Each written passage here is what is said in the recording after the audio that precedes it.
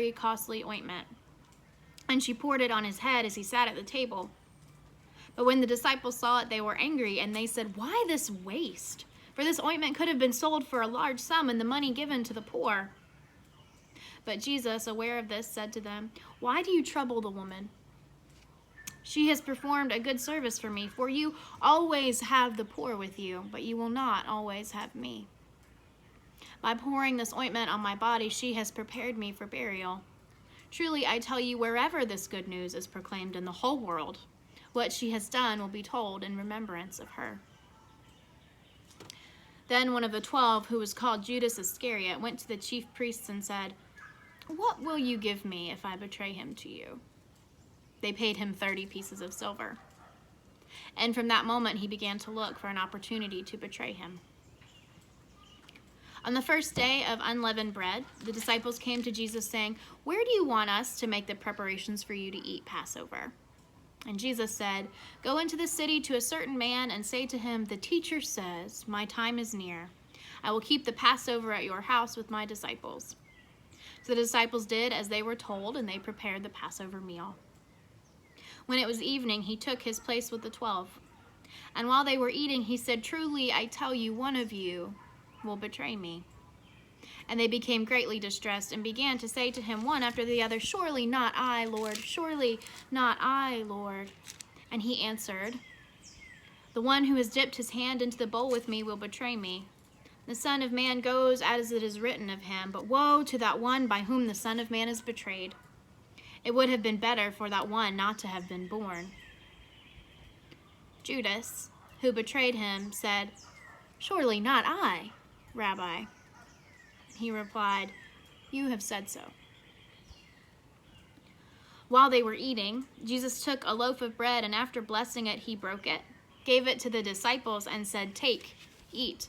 This is my body." Then he took a cup, and after giving thanks, he gave it to them, saying, "Drink from it, all of you, for this is my blood of the covenant, which is poured out for many for the forgiveness of sins. I tell you, I will never again drink of this fruit of the vine until that day when I drink it new with you in my Father's kingdom." When they had sung the hymn, they went out to the Mount of Olives. Then Jesus said to them, "You will all become deserters of me because of this night, for it is written, I will strike the shepherd, and the sheep of the flock will be scattered. But after I am raised up, I will go ahead of you to Galilee." Peter said to him, "Though all become deserters because of you, I will never desert you."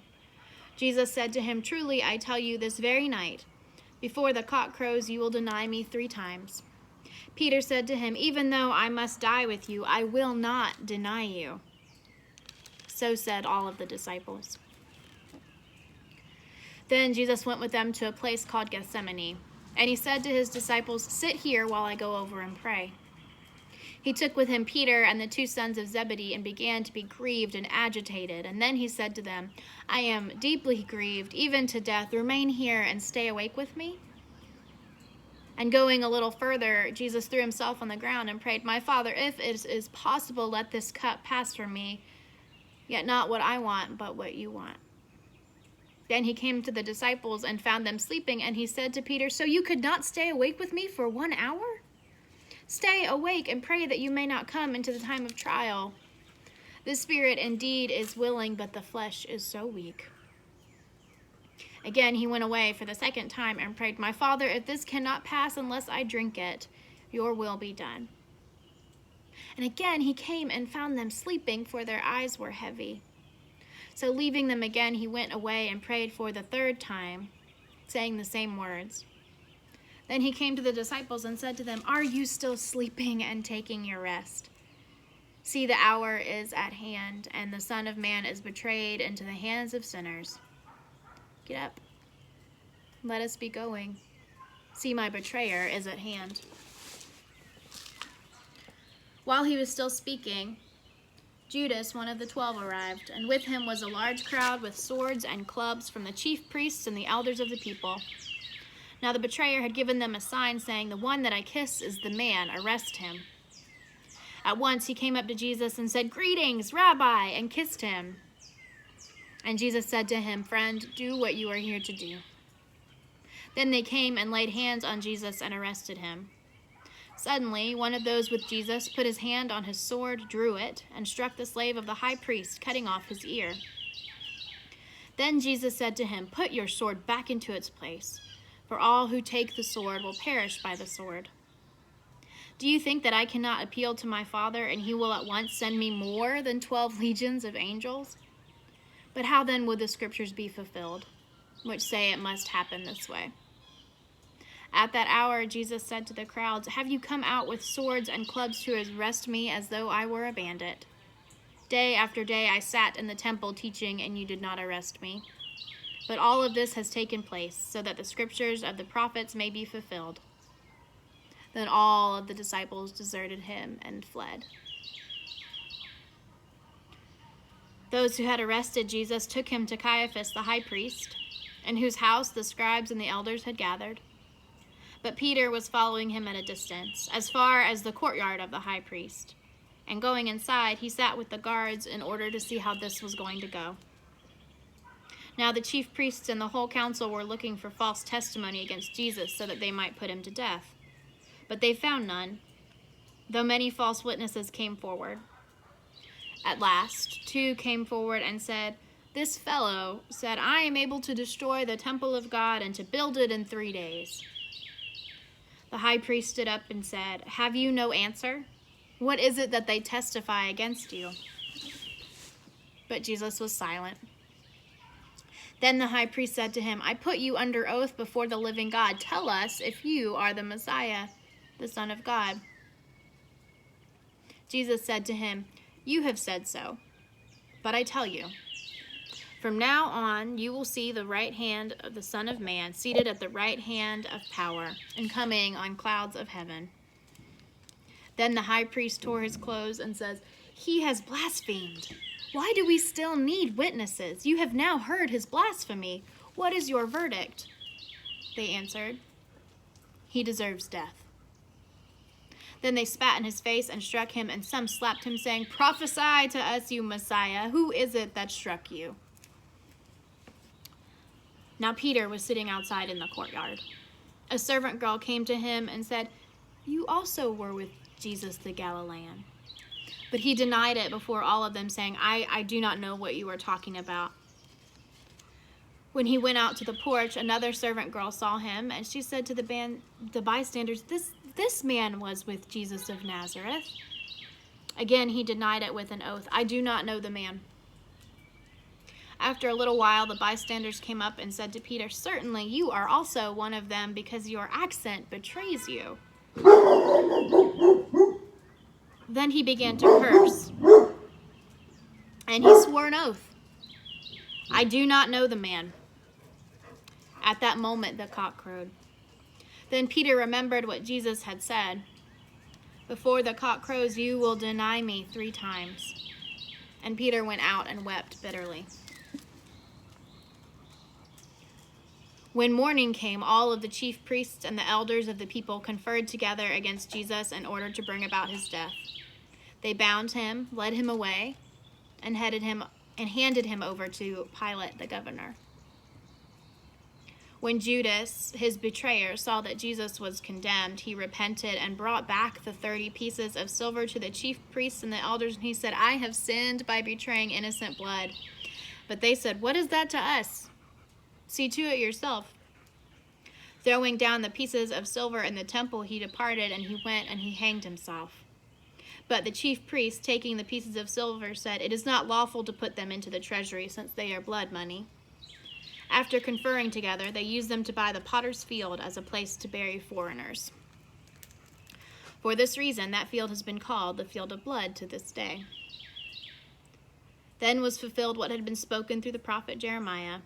And they took the 30 pieces of silver, the price of the one on whom a price had been set, on whom some of the people of Israel had set a price, and they gave them for the potter's field, as the Lord commanded me. Now Jesus was standing before the governor, and the governor asked him, "Are you the king of the Jews?" Jesus said, "You say so." But when he was accused by the chief priests and elders, he did not answer.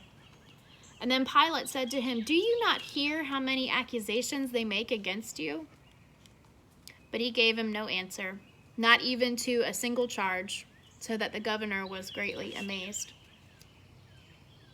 Now at the festival, the governor was accustomed to release a prisoner for the crowd, anyone whom they wanted. At that time, they had a notorious prisoner called Jesus Barabbas. So after they had gathered, Pilate said to them, "Whom do you want me to release for you? Jesus Barabbas, or Jesus who is called the Messiah?" For he realized that it was out of jealousy that they had handed him over. While he was sitting on the judgment seat, his wife sent word to him, "Have nothing to do with that innocent man, for today I have suffered a great deal because of a dream about him." Now the chief priests and the elders persuaded the crowds to ask for Barabbas and to have Jesus killed. The governor again said to them, "Which of the two do you want me to release for you?" And they said, "Barabbas." Pilate said to them, "Then what should I do with Jesus who is called the Messiah?"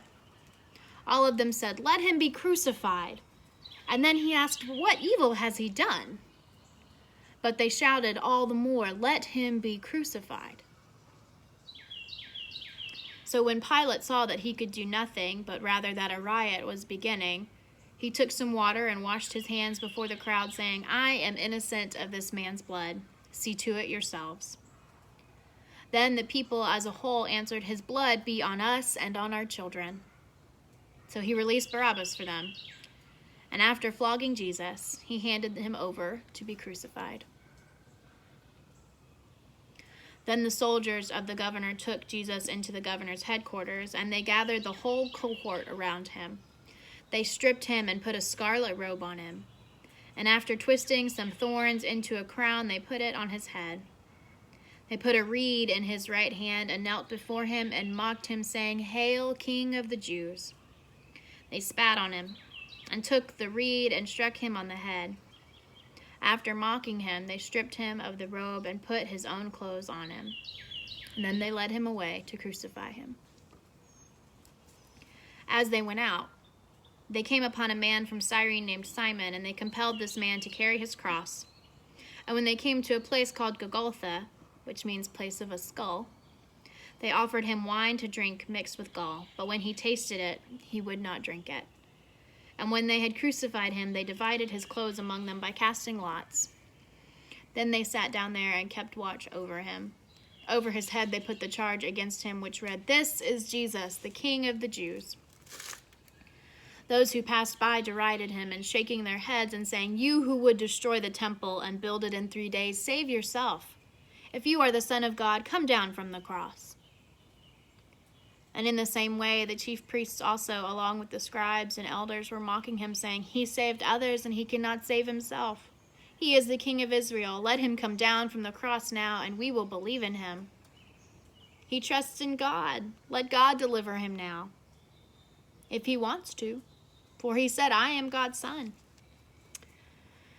The bandits who were crucified with him also taunted him. From noon on, darkness came over the whole land until 3 p.m. And at about 3 o'clock, Jesus cried with a loud voice, "Eli, Eli, lema sabachthani?" That is, my God, why have you forsaken me?" And when some of the bystanders heard it, they said, "This man is calling for Elijah." At once, one of them ran and got a sponge, filled it with sour wine, put it on a stick, and gave it to him to drink.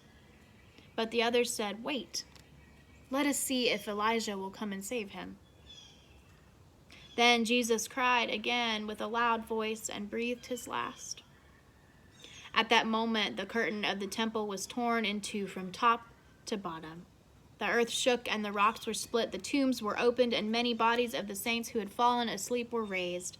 After his resurrection, they came out of the tombs and entered the holy city and appeared to many.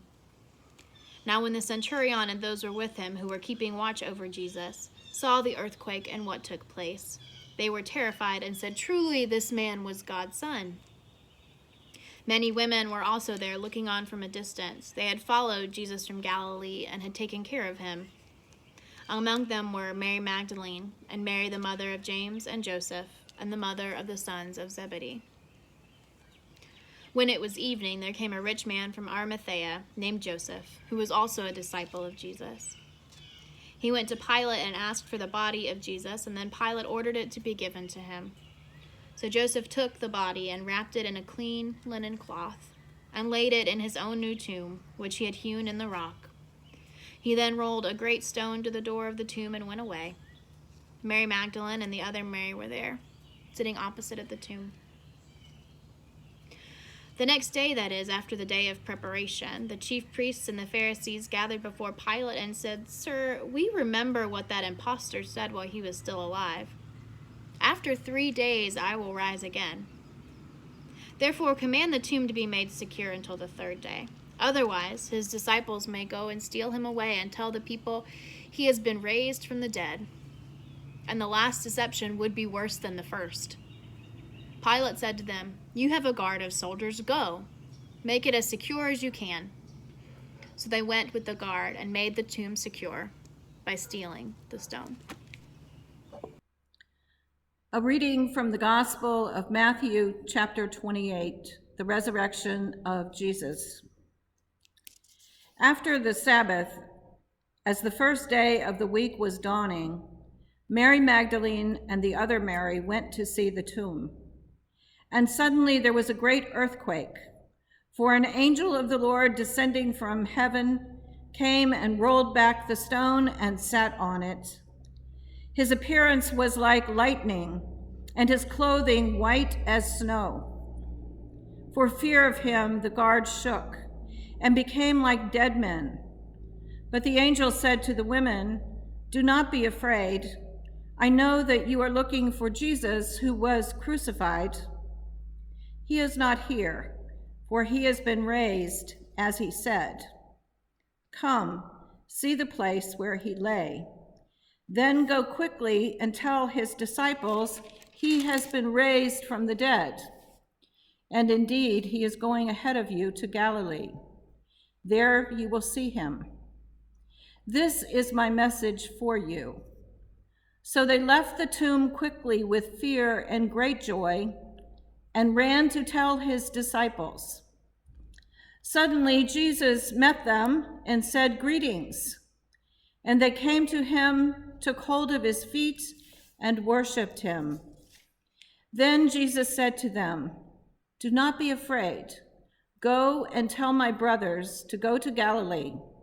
There they will see me." While they were going, some of the guard went into the city and told the chief priests everything that had happened.